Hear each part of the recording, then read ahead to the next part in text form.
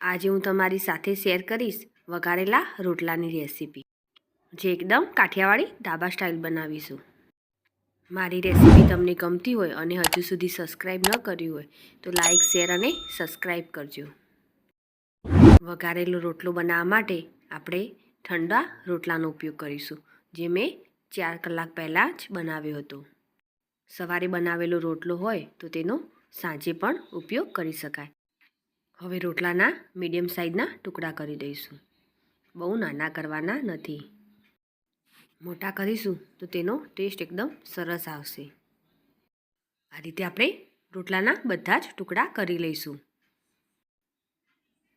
રોટલાના ટુકડા કરી દીધા છે.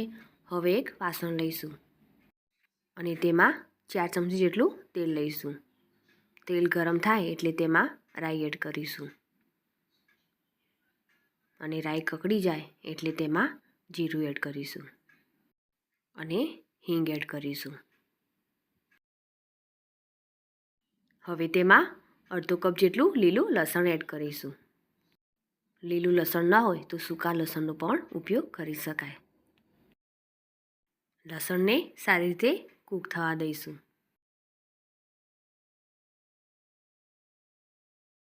હવે તેમાં લીલા મરચાં એડ કરીશું.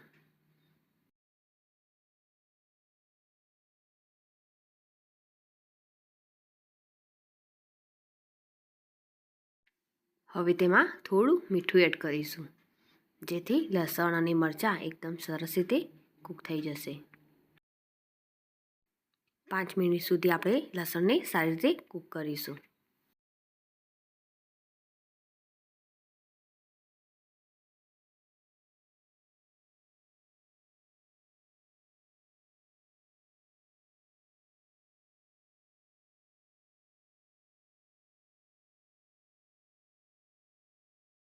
લસણ એવું સરસ સોફ્ટ થઈ ગયું છે. હવે તેમાં અડધો કપ જેટલી લીલી ડુંગળીનો સફેદ ભાગ એડ કરીશું અને તેને તેલમાં સાંતળી લઈશું.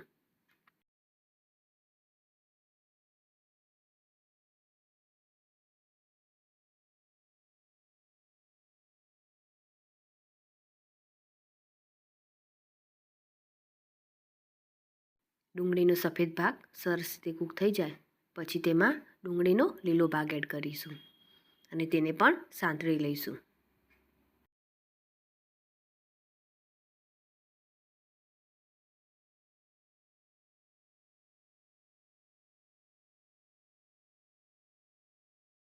ડુંગળી પણ સરસ રીતે સોફ્ટ થઈ ગઈ છે. હવે તેમાં કાઠિયાવાડી ચટણી એડ કરીશું, જે સૂકું લસણ, મરચું અને મીઠું એડ કરીને બનાવી છે. સરસ રીતે મિક્સ કરી લઈશું.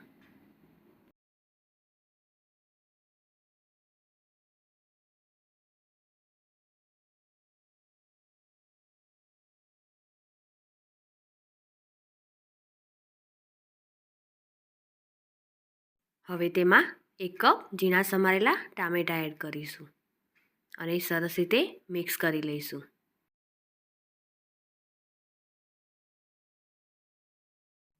હવે તેમાં રૂટીન મસાલા એડ કરીશું, તો સ્વાદ પ્રમાણે મીઠું એડ કરીશું, અડધી ચમચી લાલ મરચું પાવડર એડ કરીશું અને અડધી ચમચી જેટલી હળદર એડ કરીશું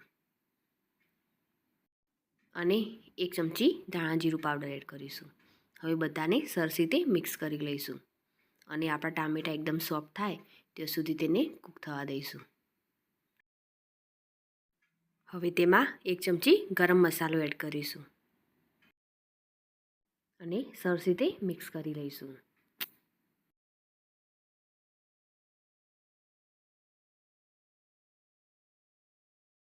ટામેટાં પણ એકદમ સરસ રીતે કૂક થઈ ગયા છે અને તેલ પણ છૂટું પડી ગયું છે. હવે તેમાં 2 કપ જેટલી છાશ એડ કરીશું. છાશની જગ્યાએ દહીં પણ એડ કરી શકાય. મસાલા સાથે છાશને સરસ રીતે મિક્સ કરી લઈશું. હવે તેમાં રોટલાના ટુકડા એડ કરી દઈશું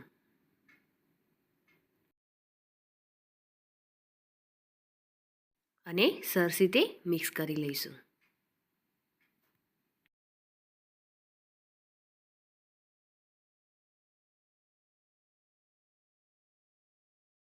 હવે તેને ઢાંકીને 3 મિનિટ માટે કૂક થવા દઈશું. 3 મિનિટ બાદ આપણો વઘારેલો રોટલો એકદમ સરસ રીતે રેડી છે.